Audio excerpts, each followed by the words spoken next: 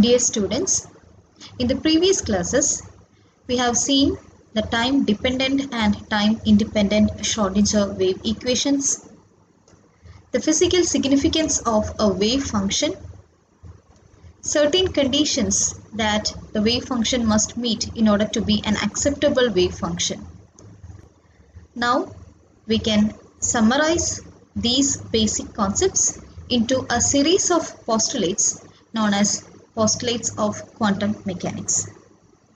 In this video, we will have a brief discussion on the postulates of quantum mechanics.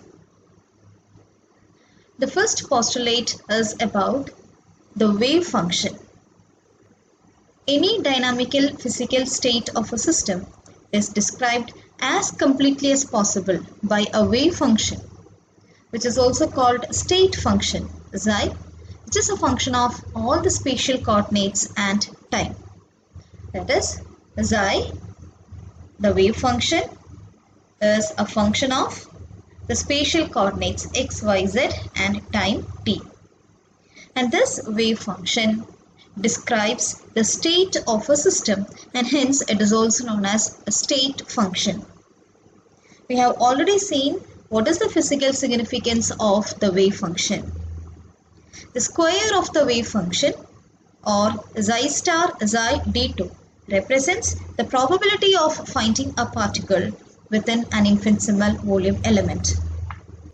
So a wave function which describes the state of a system gives complete information about the particle in space, and it is a function of spatial coordinates and time.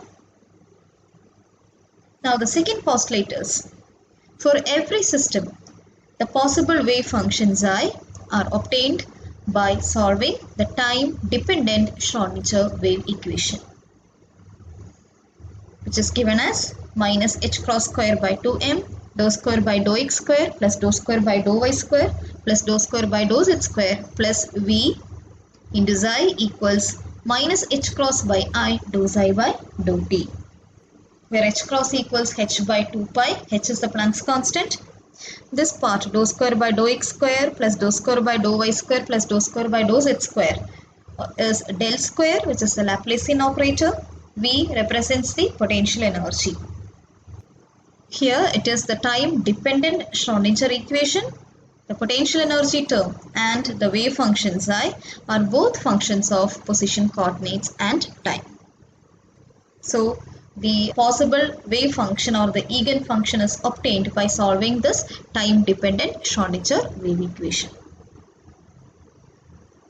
Now postulate 3 is, for the wave function xi to be acceptable as a function representing the properties of a system, it must be continuous, finite, single-valued and must be quadratically integrable.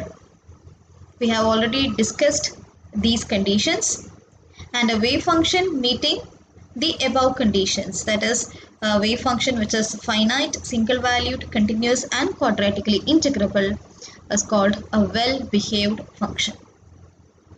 And a wave function is said to be normalized if it satisfies the condition integral minus infinity to plus infinity xi star xi d2 equals 1. So this is the third postulate. Now postulate 4. To every observable in classical mechanics, there corresponds a linear Hermitian operator in quantum mechanics. Now what is meant by observable? An observable means an experimentally measurable dynamical variable, or experimentally measurable quantities are called observables. For example, position, momentum, energy. All these are observables in classical mechanics which we can experimentally measure. So for every such observables in classical mechanics, there will be a corresponding operator in quantum mechanics, and such operators will be linear and Hermitian. In the first part, we have already discussed the condition for linearity and also the condition for a Hermitian operator. So all quantum mechanical operators are linear and Hermitian.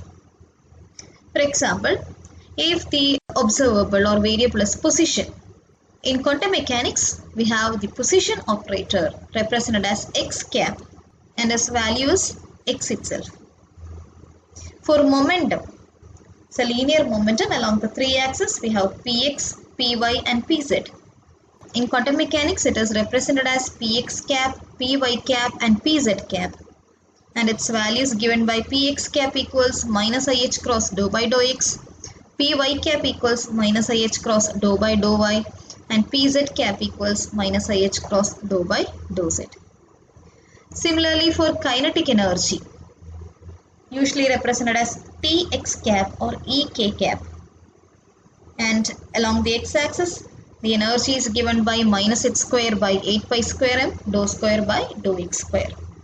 So similarly, for every such observables there will be an operator in quantum mechanics, and those operators will satisfy the condition of linearity and also they will be Hermitian. So in short, we can say that all quantum mechanical operators are linear and Hermitian operators. Now the fifth postulate.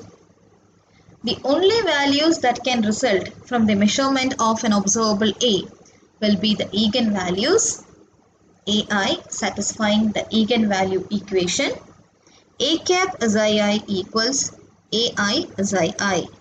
A cap is the operator, xi is the eigenfunction and AI is the eigenvalue. And this postulate is also known as eigenvalue postulate. Here the eigenvalue AI will always be real because only real numbers can represent physical measurements. For example, in the time independent Schrödinger equation, we have written h cap xi equals E xi, where h cap is the Hamiltonian operator representing the total energy operator, equals E xi, where E is the energy eigenvalue which is always a real number. So in the measurement of the energies of different states of a system, only the eigenvalues arising from the solutions of this equation will be observed. Now we come to the last postulate, which is also known as the expectation value postulate. The average value or expectation value of any observable which corresponds to an operator when a large number of measurements are involved is given by average value of A or expectation value of A equals integral all space xi star A cap xi d tau divided by integral all space xi star xi d tau. Integral all space means integral of all coordinates involved in the problem. So this is the equation for the average value or expectation value when we deal with a large number of measurements. And if the wave function is normalized, then integral xi star xi d tau equals 1. Then we can write the average value or expectation value as A equals integral all space xi star A cap xi d tau. So this is known as the average value or expectation value postulate.